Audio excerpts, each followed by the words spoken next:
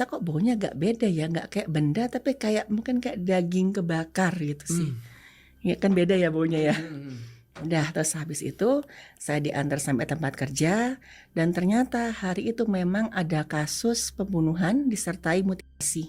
Oke. Ya, pembunuhan disertai mutilasi dan ketika saya periksa di bagian wajah sampai kepalanya sini itu terbakar dan baunya itu persis dengan bau yang saya cium saat di taksi. Persis seperti itu. Oke. Berarti mayatnya fresh banget nih ya? Ya, lumayan lah gitu. Dan emang bagian wajah itu saya kan penasaran banget, ini kenapa kok cuma bagian kepala sama wajahnya aja yang terbakar sampai sebegininya. Nah, memang ada tujuannya itu, pertama kan mutilasi itu untuk supaya dibuang mayat itu gampang.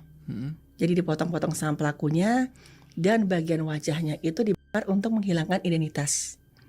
Ya, waktu saya periksa wajahnya saya sempat penasaran juga, ini kok kebakarnya kayak suhunya tinggi banget ya gitu. Ini pakai apa ya? Kok bisa kan pakai minyak tanah gitu? Masa tetangga nggak ada yang sadar sih gitu kan dari TKP-nya. Nah saya kepikiran terus. Nah akhirnya setelah selesai periksa itu timnya itu udah kembali ke tempat masing-masing. Saya lagi nulis laporan. Luka-luka saya catat sampai ke bagian wajah. Saya kepikiran lagi nih, ini kenapa ya kok bisa kebakar sebegininya? Posisinya itu saya lagi nulis sama di samping itu juga ada foto jenazahnya. Foto bagian kepala yang kebakar itu. Lagi nulis tiba-tiba saya dengar ada suara laki-laki ngomongnya "Dielas dok" gitu. Saya masih kira tuh teman saya. Saya mikir oh iya gitu. Keulang atau saya lagi ngetik lagi diulang lagi "Dielas dok" gitu. Saya mikirnya iya saya dengar gitu. Ngetik lagi diulang lagi ketiga kalinya. "Dilas dok."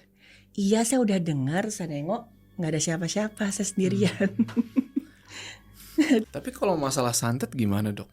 Kalau orang itu meninggal karena disantet gimana? Oh oke. Nah ini menarik nih. Ya kan? Kan membunuh tanpa menyentuh tuh ya. Kalau misalkan santet kita nggak boleh bilang. Kalaupun kita menemukan ada benda taruhlah paku atau ya silet atau apa di saluran cernanya jenazah, ya kita harus tahu nih masuk dari mana. Kita cari dari saluran cerna atas ada luka atau enggak.